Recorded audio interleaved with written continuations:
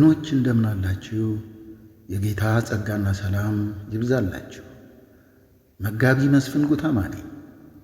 እግዚአብሔርን መፍራት ክፍል 2። የእግዚአብሔር ባህሪያት። እግዚአብሔርን ለመፍራት ለማመስገንና ለመታዘዝ እርሱን ማወቅ ያስፈልጋል። እግዚአብሔርን ካላወቁ የእርሱን ባህሪና ፈቃዱን ማወቅ አይቻልም። ፈቃዱን ካላወቁ ደግሞ እርሱን መታዘዝ ማምለክም አይቻልም። ስለ እግዚአብሔር ማወቅና እግዚአብሔርን ማወቅ የተለያዩ ናቸው።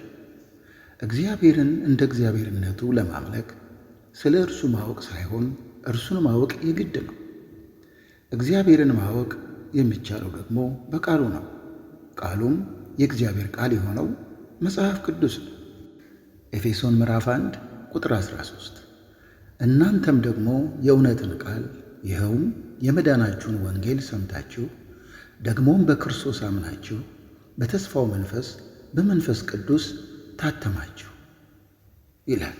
ቆላስይስ ምዕራፍ 3 ቁጥር 16 ደግሞ የእግዚአብሔር ቃል በሙላት ይኑርባችሁ፣ በጥበብ ሁሉ እርስ በርሳችሁ አስተምሩና ገሥጹ፣ በመዝሙርና በዝማሬ በመንፈሳዊ ቅኔ በጸጋው በልባችሁ ለእግዚአብሔር ዘምሩ።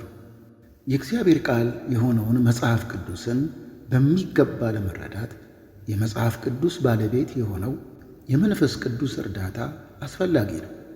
ሰው የመንፈስ ቅዱስን እርዳታ ለማግኘት ደግሞ በጌታ በኢየሱስ ክርስቶስ ብቸኛ ዳኝነት በማመን የእግዚአብሔርን የልጅነት ሥልጣን በማግኘት በመንፈስ ቅዱስ በመጠመቅ የመንፈስ ቅዱስ ማደሪያ መሆን አለበት።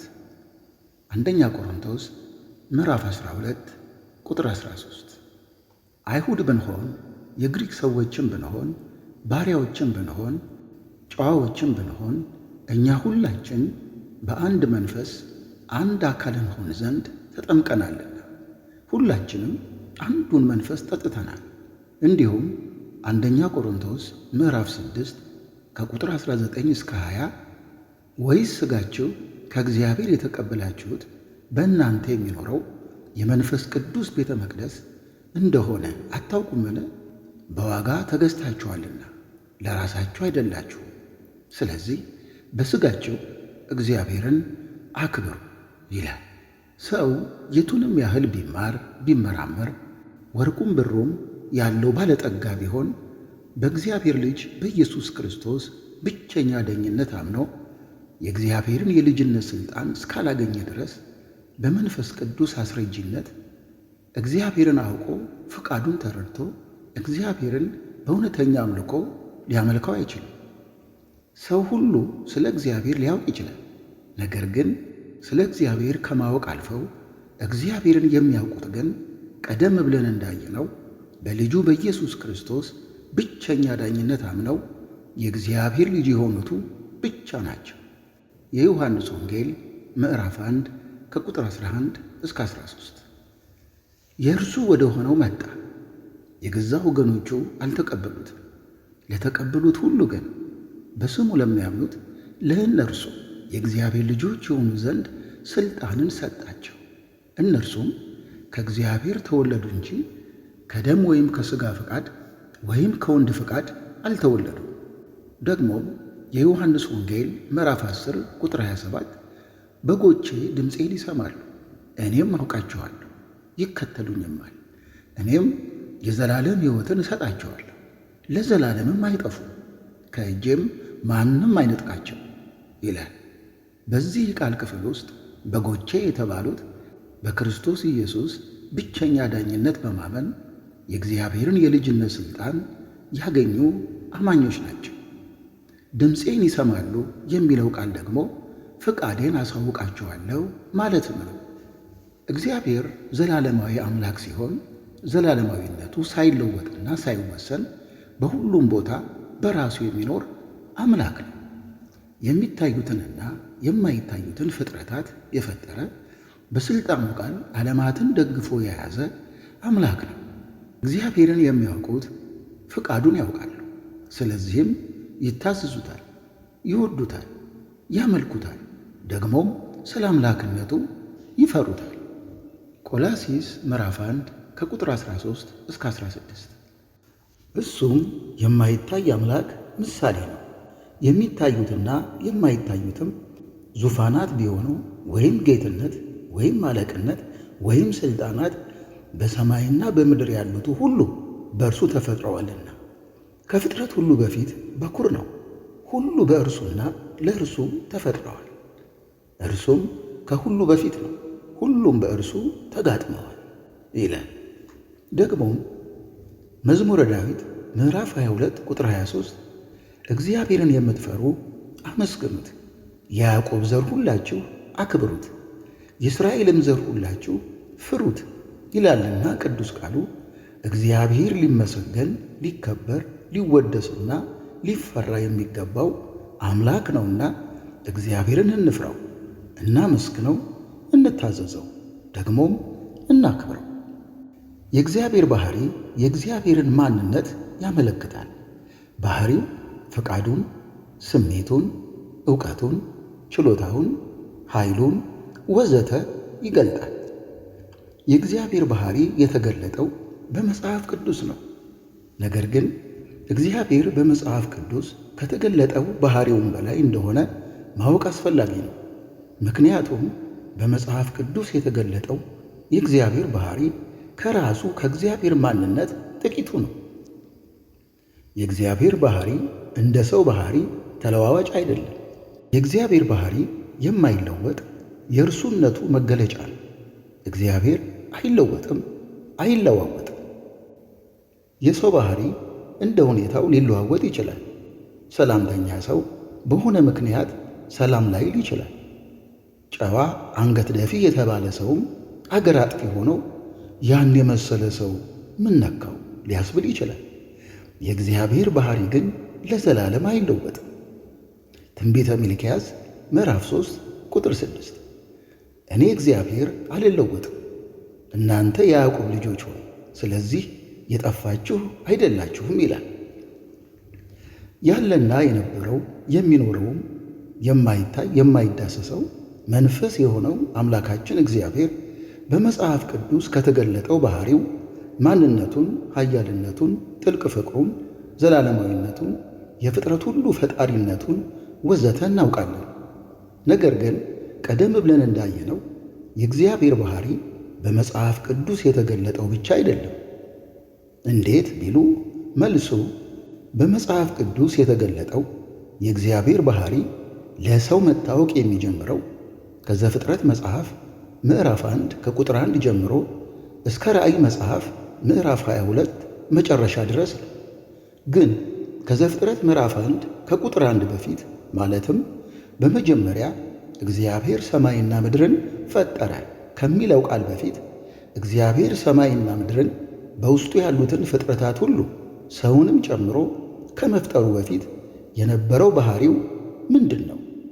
አሁንስ በላይ በሰማይ በሰማያዊ ስፍራ ቅዱሳን መላእክቱ ሳያቋርጡ ቅዱስ ቅዱስ ቅዱስ እያሉ ክብር፣ ስግደት፣ አምልኮና ውዳሴ በሚያቀርቡበት ስፍራ የእግዚአብሔር ባሕሪ ምንድን ነው?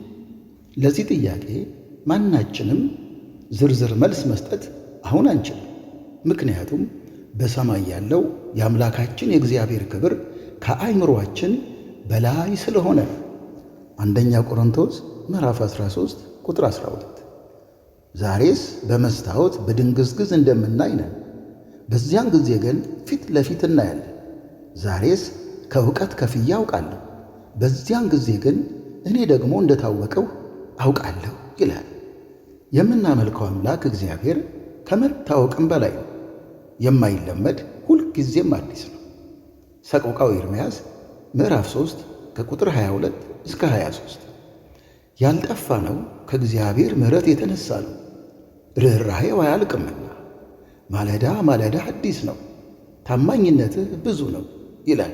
እንዲሁም መጽሐፍ ኢዮብ ምዕራፍ 36 ቁጥር 26 እነሆ እግዚአብሔር ታላቅ ነው፣ እኛም አናውቀው፣ የዘመኑም ቁጥር አይመረመርም። መቼም ቢሆን የእግዚአብሔር ባሕሪው ተዘርዝሮ አያልቅም፣ በሰውም አእምሮ ተጨርሶ ሊታወቅም አይችልም። እግዚአብሔርን እርሱ እንድናውቀው በፈቀደልን ልክ እናውቀዋለን እንጂ እግዚአብሔርን ማንም አውቁ ሊጨርሰው አይችልም። አምላካችን እግዚአብሔር ከመታወቅም በላይ ነው።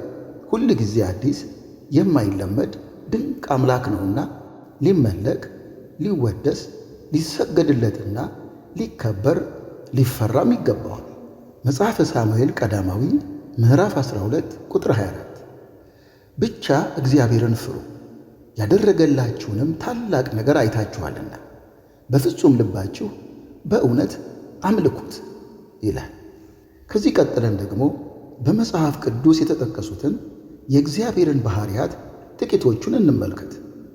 አንደኛ፣ እግዚአብሔር ፈጣሪ ነው። የሚታዩትንም የማይታዩትንም ፍጥረታት ሁሉ የፈጠረ እግዚአብሔር ነው። መፍጠር የፈጣሪነት ባሕሪው ነው። ዘፍጥረት ምዕራፍ 1 ቁጥር 1 በመጀመሪያ እግዚአብሔር ሰማይና ምድርን ፈጠረ። መዝሙረ ዳዊት ምዕራፍ 121 ከቁጥር 1 እስከ 2 ዓይኖቼን ወደ ተራሮች አነሳው፣ ረዳቴ ከወዴት ይምጣ? ረዳቴ ሰማይና ምድርን ከሠራ ከእግዚአብሔር ዘንድ ነው ይላል። የእግዚአብሔርን ባሕሪ ባወቅን ቁጥር እግዚአብሔርን እያወቅነው እንሄዳለን።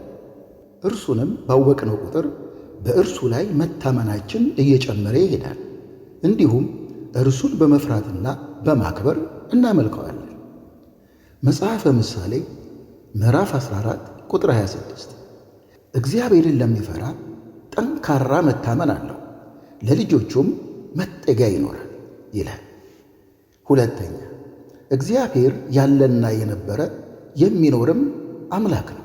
እግዚአብሔር ጊዜ የማይገድበው ጊዜን የፈጠረ ከአእምሮአችን በላይ የሆነ ያለና የነበረ የሚኖርም ዘላለማዊ ኃያል አምላክ ነው።